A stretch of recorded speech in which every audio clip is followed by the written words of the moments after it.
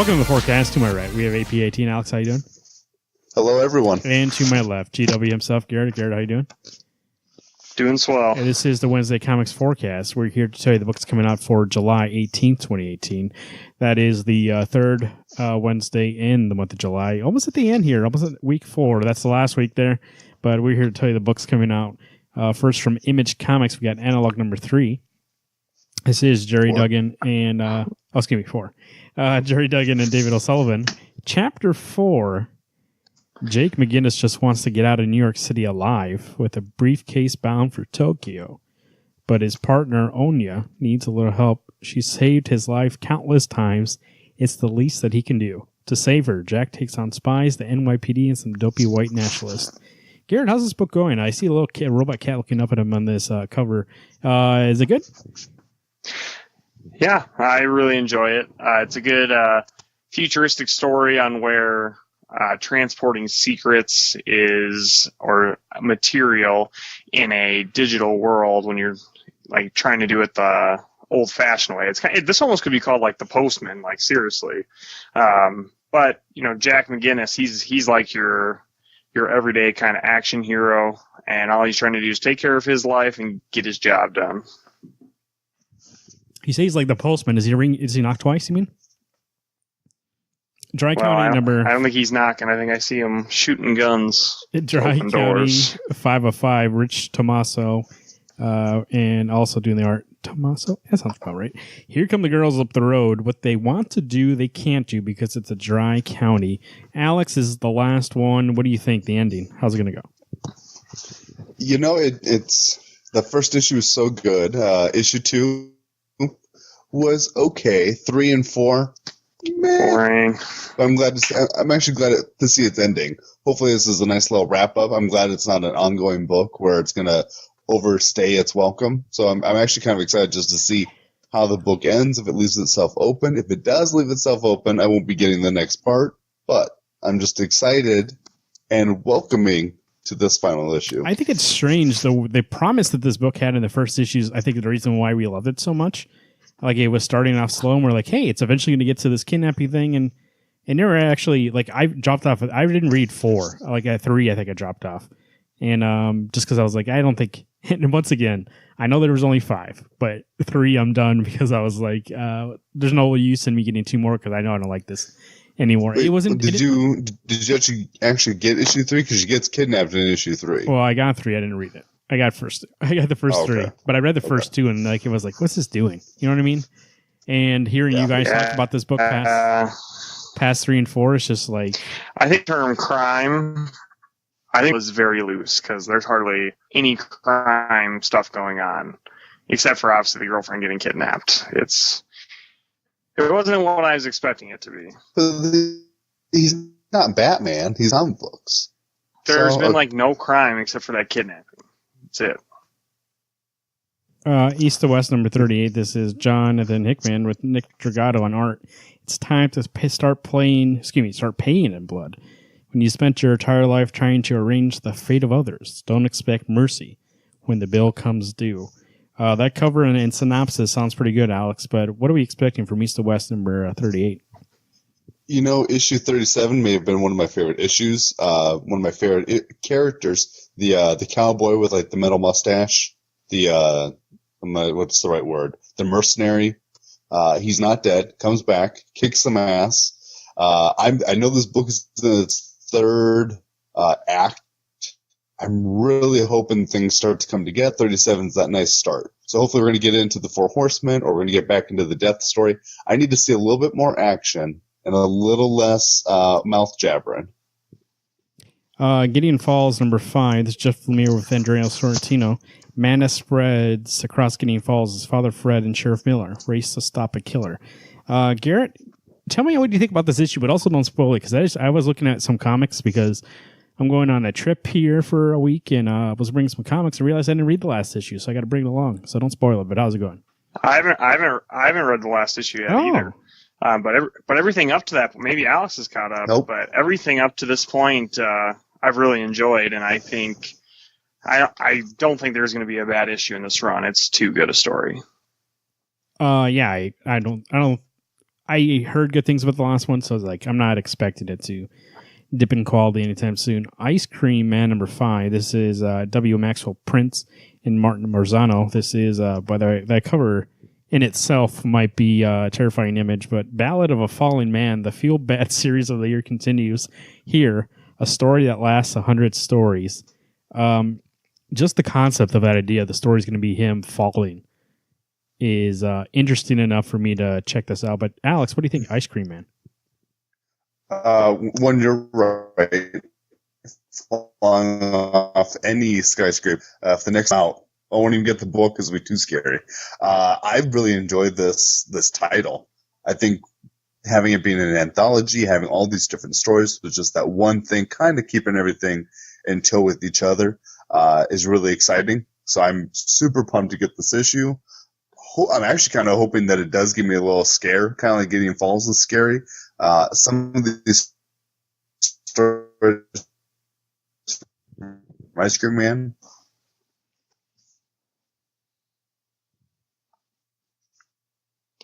Yeah, it's a good book for sure. Magic Order number 206. I want to apologize also before we continue.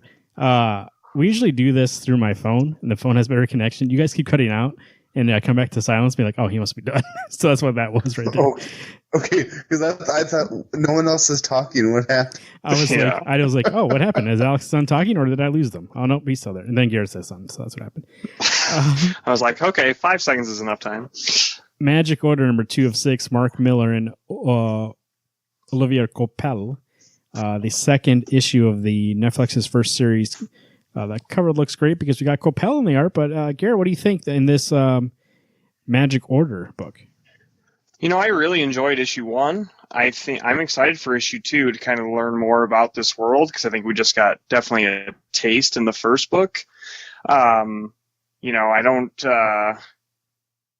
It's kind of hard to say exactly like what to expect in this story because like they just basically lay down a bunch of seeds for this series in the first issue. So I think this one will definitely tell us what the stride of the story is going to be like.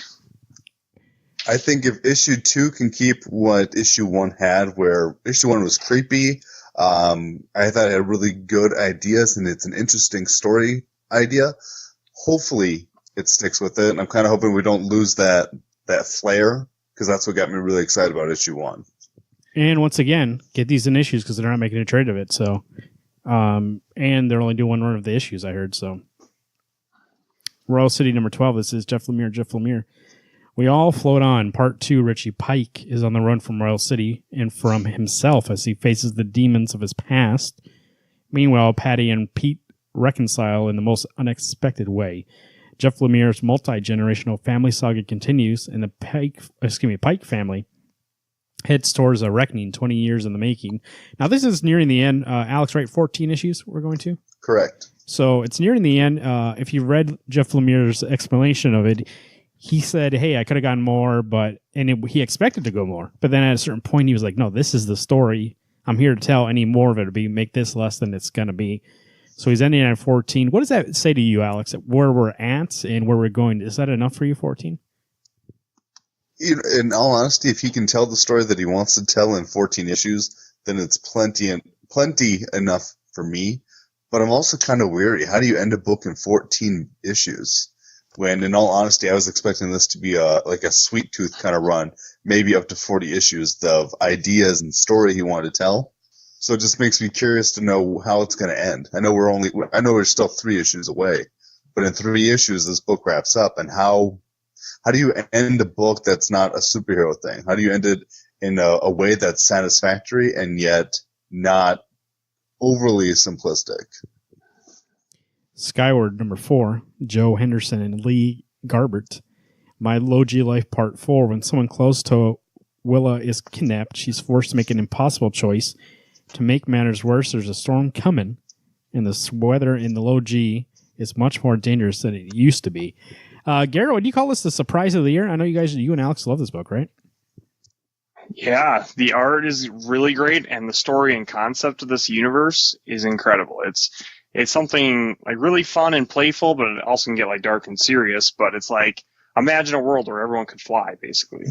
Like, that's that simple of an idea. I mean, this is a story that comes out of that. So that's my thing, is that this book could be really complex because they could give you all these sciencey details that no one really wants to know, but they're slowly building it into it. They're giving you the simple story, and then they can build onto that with the more explanation that you might want. I was going to say, this is one book that the way it looks and the way you guys talk about it makes me sad that I didn't jump on, but I'm assuming this will be on Hoopla, and I can at least read it when that trade comes out, and I believe it should go 5 issues, right, for a trade? I'd assume so, but it's hard to gauge Image. Weatherman. It used to be 5. Weatherman number 2. This is Jody LaHoupe and Nathan Fox.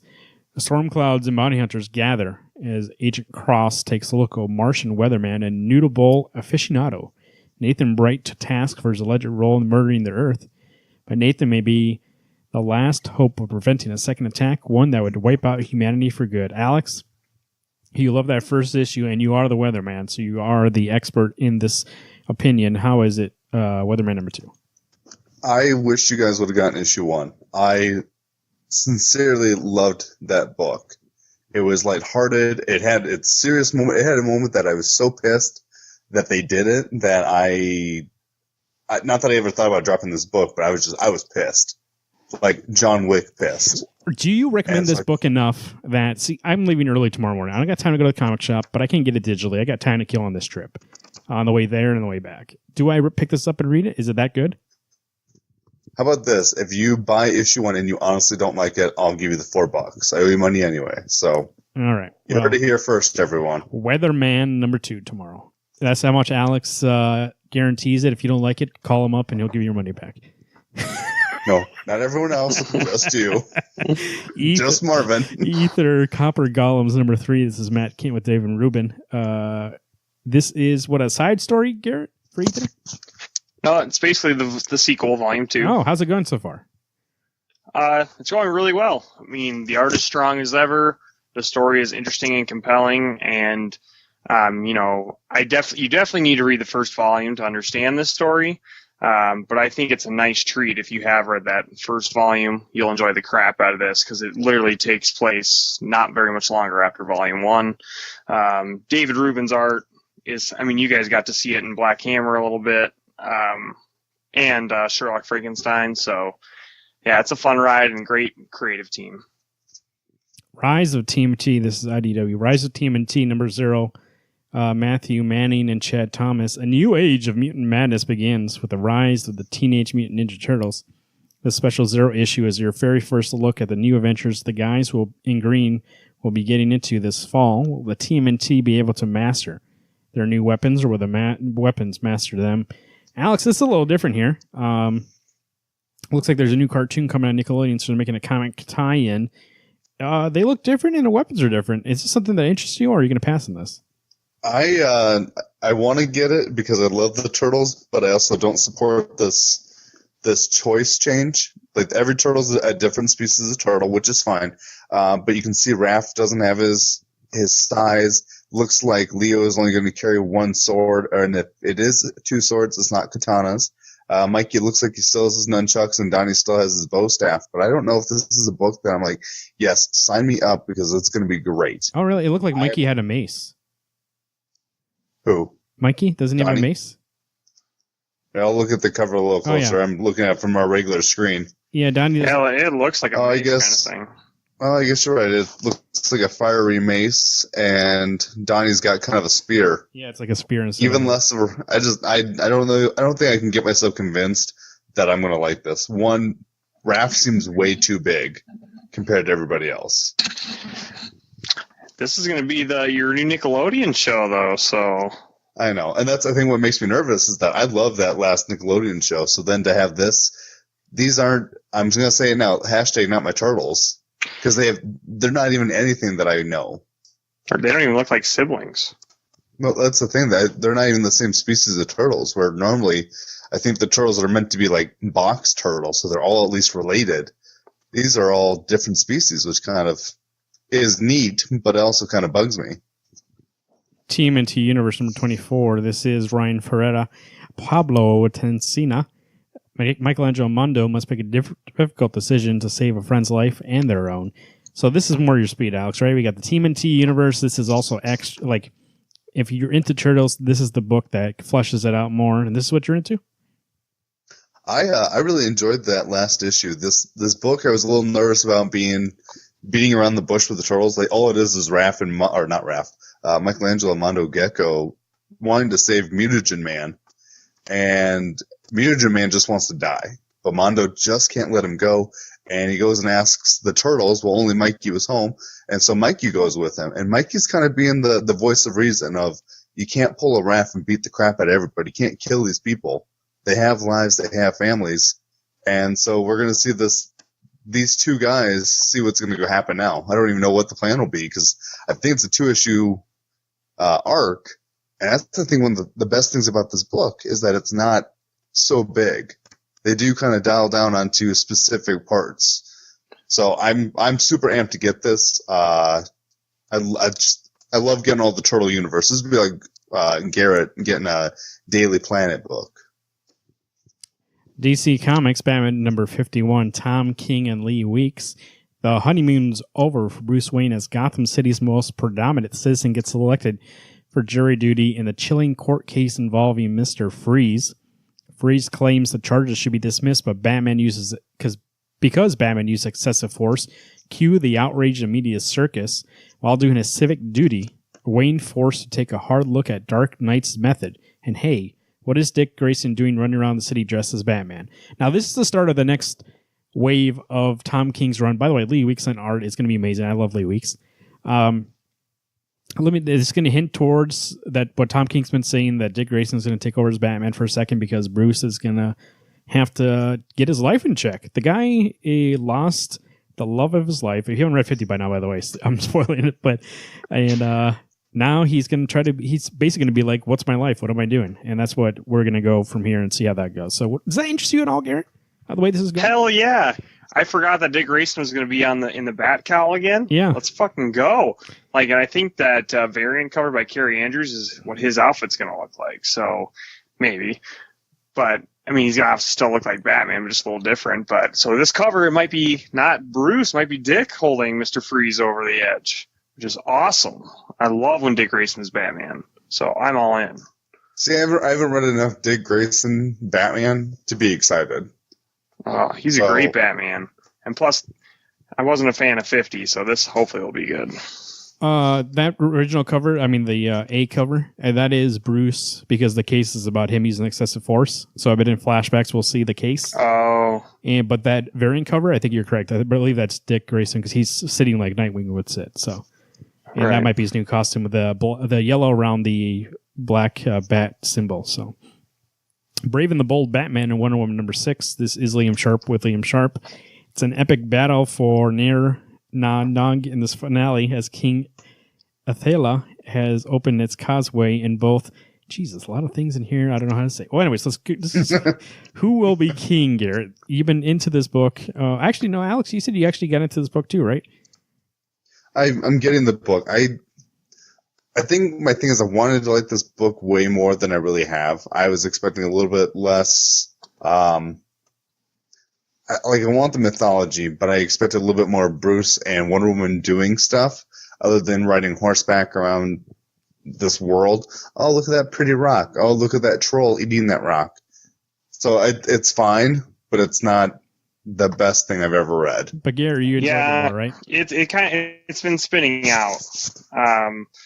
I thought the first 3 issues were good because there was like this pace where it wasn't too fast, but it wasn't too slow. And now it's kind of turning into like a Frank Miller fest where there's so many things going on that I'm kind of getting lost on what the actual story is. So I'm ready for it to end. I think it was a good idea, but the execution by the end just wasn't there. Injustice 2, number 30. This is Tom Taylor and Daniel Sampry. Injustice, where anything can happen in the DC universe. So if you want stakes, here it is. They have them as rare as you can get them. Injustice versus the Masters of the Universe, number 1. This is Tim Seeley and Freddie Williams II. Believing He-Man and the Masters of the Universe defeated a robotic imposter has seized control of Eternia, but not for long. After freeing his kingdom from this strong man's rule, Prince Adam learns that everyone is pleased to see the pretender deposed, but Adam knows the value of freedom. So when heroes from another dimension ask his aid in deposing a superhero turned dictator, he agrees, teaming up with Batman against the Superman of the Injustice universe. He-Man and his new allies face dangerous and familiar enemies in a battle where no one is safe. So we get the world where anything can happen, and we add He-Man to that. Alex, are you going to take a dip into the Masters of the Universe? Oh, yeah. I had gotten the Masters of the Universe versus the Thundercats, and I actually really enjoyed that book. I have cousins who grew up in the 80s watching Thundercats and He-Man, and I've got Garrett who loves the Injustice universe, so let's bring those things together and watch some asses get kicked. Although I'm a little nervous about, if all rules are out the window, how many of those Masters of the Universe characters are going to get obliterated. It'll happen. Someone's gonna die that you're gonna be like, what? They're gonna kill Battle Cat, I'm sure, and I will probably cry. Yeah, they'll go first before the DC people. So you better watch out. Justice League number 4. This is Scott Snyder and Jorge Jimenez. A little secret here, actually. So before the show, I think it was like 2 weeks ago. No, it was last week. I asked Garrett and Alex, I go, did we have the Justice League? That book's not coming out anymore? And they're like, nope, it's coming out. I guess I just got missed at the store. I think it's been sold out and it hasn't been in my pull box. So I'm behind. I only read the first issue of this thing. So how is this going? Is it so good? Should I go back and get these 3 issues I'm missing? Or 3 with tomorrow's? I've read the first 2, and I had to read the second one twice because I thought it was so boring. I almost felt so. I don't think you're really missing out on anything, Marvin. Yeah, I read the third one, and I think it's definitely worth it for the Jorge Jimenez art, but he's not always going to be on each issue. And you can tell, this is Scott Snyder's baby, because it is so long-winded. There's still things I don't understand. I think he's trying to do it like Hickman, put all this stuff out there, and then he's going to try and make it make sense later, but the way he's doing it, I'm just kind of but do I care? So it's interesting because it's actually a compelling Justice League story, but there's so much complexity that it's almost not fun to follow along. Now, knowing you, Marvin, you'll love this book, and we'll have just told you lies, but I think this is a book you could probably skip out on. Wildstorm number 15. This is Warren Ellis and John Davis Hunt. Mark Slayton took his show on the road as the thing inside him has called a carer told him to. Something he called a carer told him to. But whom is he hunting and for what purpose? John Lynch is crisscrossing America to warn the other Thunderbook test subjects that I.O. might have discovered them, but I.O. might not know who the only threats to their lives may not be. The uneasy peace between I.O. and Skywatch have become a cold war, and there's plans for a hot war. Alex, what do you think? Wildstorm number 15. We are closing up on that 14 to the conclusion here. I'm behind on that one issue. I've really enjoyed this book. I think that Davis Hunt art is spectacular. Honestly, probably one of my favorite artists right now because he's always consistent and it always looks good. That was a weird way to say always. Anyway, I don't know what to expect from this book anymore because it's kind of a no holds barred. They just kind of do their own thing. I know it takes place to an extent in the DC world, but they're also in their own. It's an Elseworld book, so I don't know what to expect. I don't know what I'm anticipating, but I know that when I turn that page and I get to see that art, and there are sometimes some of the best fighting sequences in this book, that I'm excited and amped to read it. That is DC Comics. Moving on to Marvel Comics. The Avengers, number 5. This is Jason Aaron and Paco Medina. Ed McGuinness also helping out. Or maybe the other way around. Behold the wildest, most awe-inspiring team of Avengers ever assembled. But will there be enough to defeat the combined powers of Loki and the final host of Dark Celestials? And what is the startling secret of the Progenerator? Garrett, what do you think? Avengers number 5. I think it's been all right so far. I'm not a big fan of Loki being the villain. I think that's done too much. So, he's not the only villain. But I do like the team. I think the team is a fun combination of characters. except for like when one broods, like I'd say if like when Ghost Rider's brooding, he's like, should I even be on this team? And it's like, okay, no one wants to see this. Like, work as a team or don't be a team. Like it's that simple. You guys have been in the Marvel Universe for how many years now? Get your shit together. So I think the art's good. I do like Ed McGuinness art, and I know Jason Aaron's trying to tell a story about ancient times. It's going to tie into the main story, so that is cool to see those flashbacks of the old Avengers. I'm getting on the way of wanting to drop this book because I like you said, I like the team, but I just don't know if I care about the story anymore because they're just, I don't know. They're dragging it out to me, and Loki is not, like you said, Loki's not a good choice. He's done way too often, and even when he pretends to be a bad guy or pretends to be a good guy, he's always a dickbag regardless, and being a dickbag doesn't make you good or bad. So I'm tired of seeing him die. Let him be dead. Immortal Hulk #3, L. Ewing, Joe Bennett. What happened to the Church of Mercer Avenue? What made the Lambert boy do what he did? Who is the one below all? Reporter Jackie McGee has 4 eyewitnesses with 4 different viewpoints telling 4 different stories, but they all saw Bruce Banner and the Immortal Hulk. I haven't caught up with 2 of them. Actually, it's right here. It's right here in front of me, and it's probably going to be the next book I read. Alex, how's Immortal Hulk going? Issue 1 was really great. Issue 2 is on a stack on my table, and it hasn't been opened, so I don't know. I haven't read it either. But I think what I'm starting to see from the solicits of the last couple, it's kind of like they're one-shots. They're like these horror one-shots that have like, they're not really connecting story. Obviously, there's a story where Bruce is trying to figure out like why he's so afraid of being the Hulk again and whatnot. But I think I do like it's kind of like Ice Cream Man. It's almost like an anthology where each issue there's going to be something huge involving the Hulk, but like you don't necessarily have to read anything else up to that point. You mean it's like Monster of the Week, except he's the monster? Right, exactly.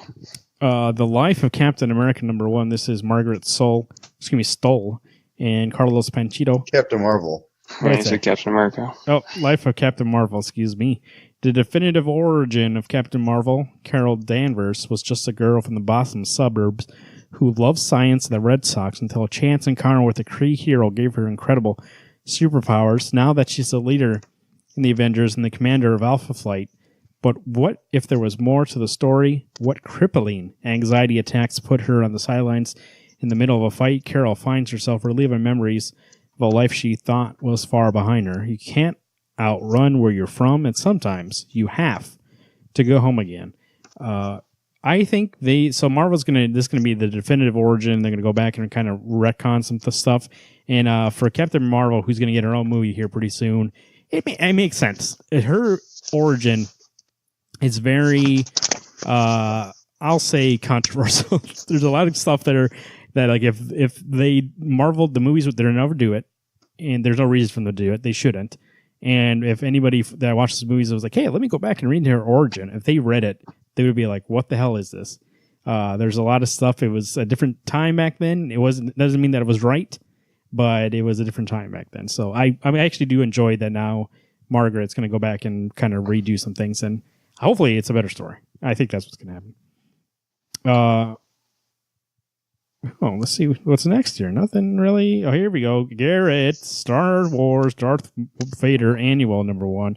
Chuck Wendig and Leonard Kirk on art.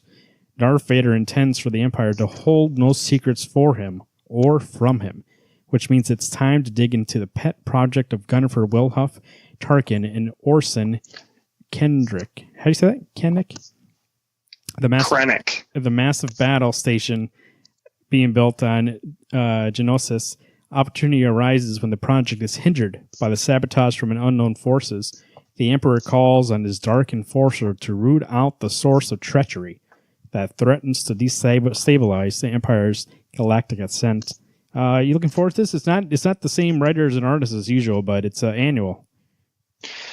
Yeah, I mean, I think it could be good. It'll be a complete story, so I'm excited that they're going to think it counts towards being part of the series. So, I think the one thing you can already tell, he's going to have flashbacks to when he was on Geonosis with Padme, because obviously that's the whole reason they picked that planet for the story. So I'm definitely going to check it out, but I have no idea what to expect. Thor number 3. This is Jason Aaron and Michael Damundo. This is a book that I don't know if I think I might have dropped this. No, I can't have got. I mean, it was one of my top 5. And I was going to give it a chance. Yeah. I really hated that first issue, though. I really did not like it at all.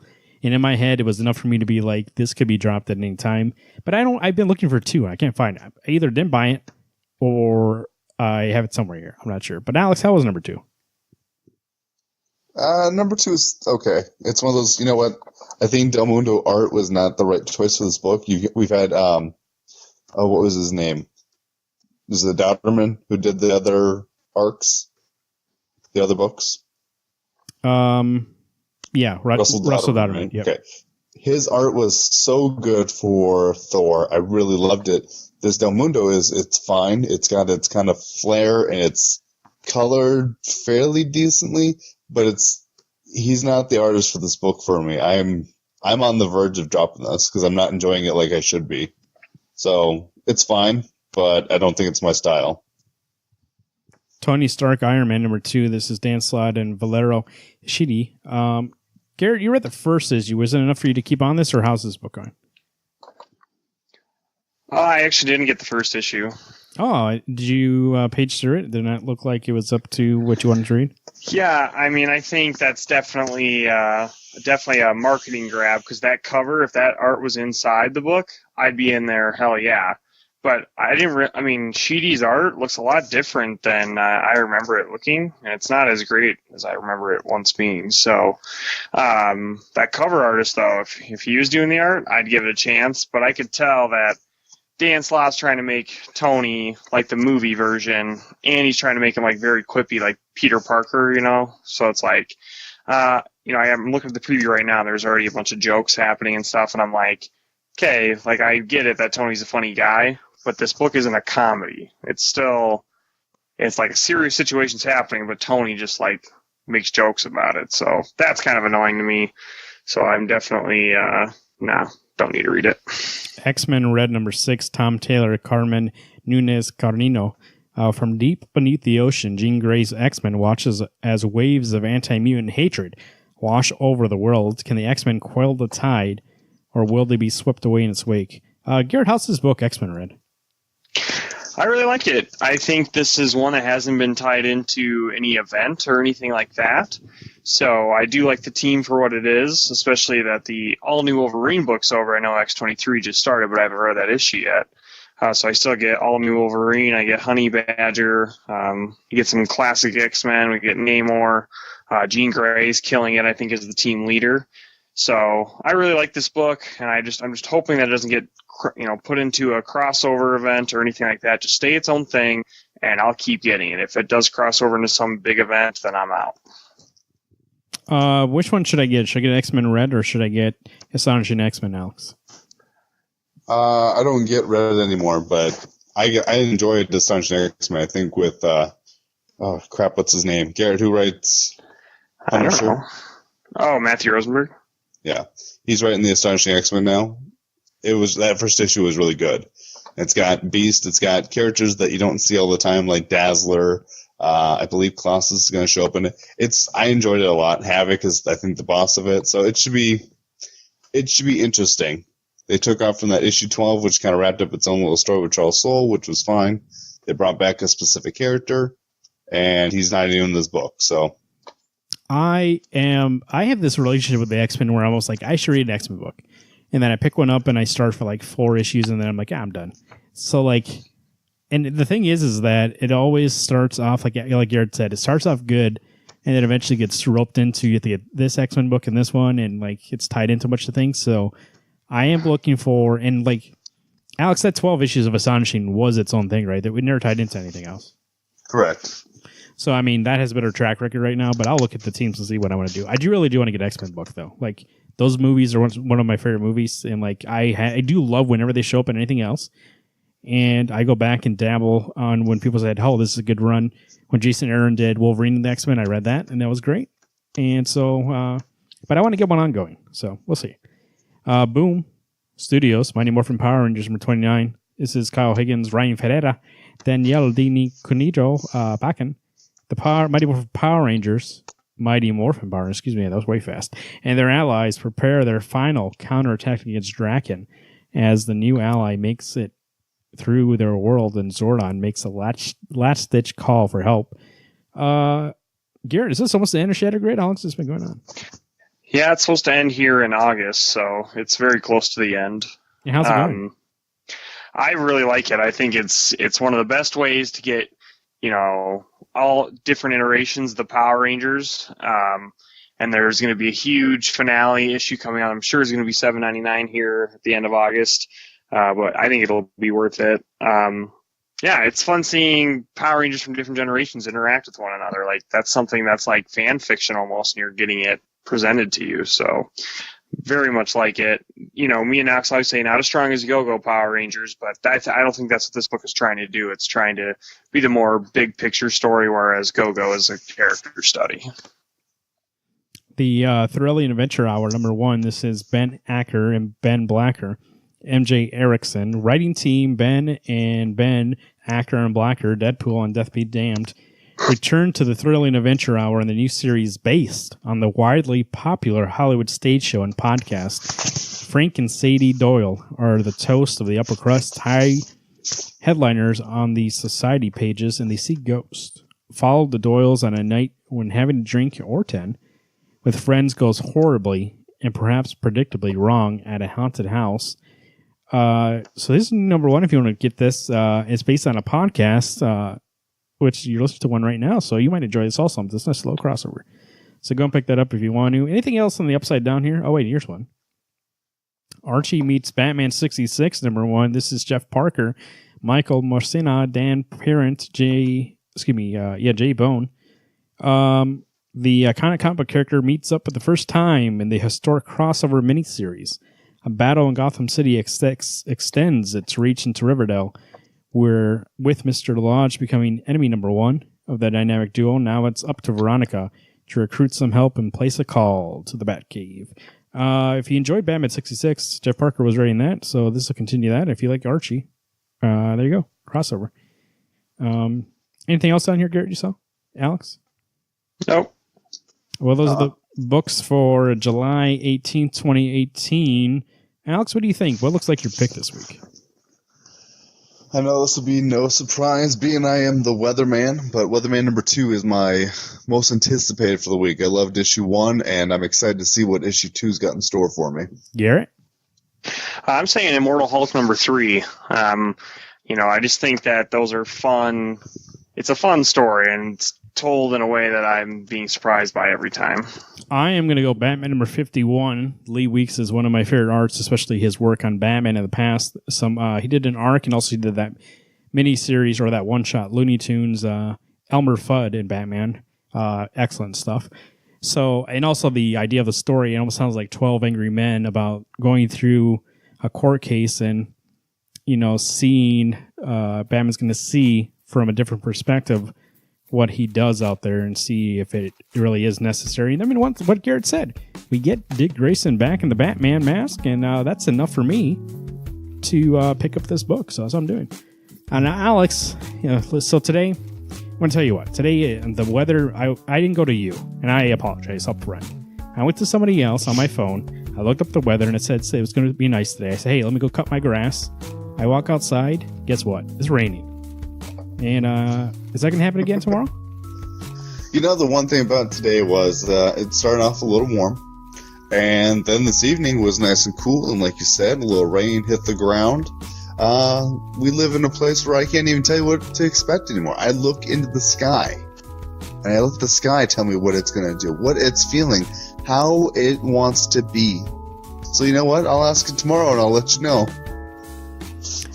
Garrett, meanwhile, I've been seeing a lot of these roads looking nice and nice and paved. And I attribute that. Every time I pass by a pothole that is filled, I say, thank you, Garrett. And I just want you to know that I'm thanking you out there. So how do they look like for this Wednesday? I think this is a better quality week than last week. So I think we're going to get some, we got the issue after the Batman wedding, or lack thereof. We have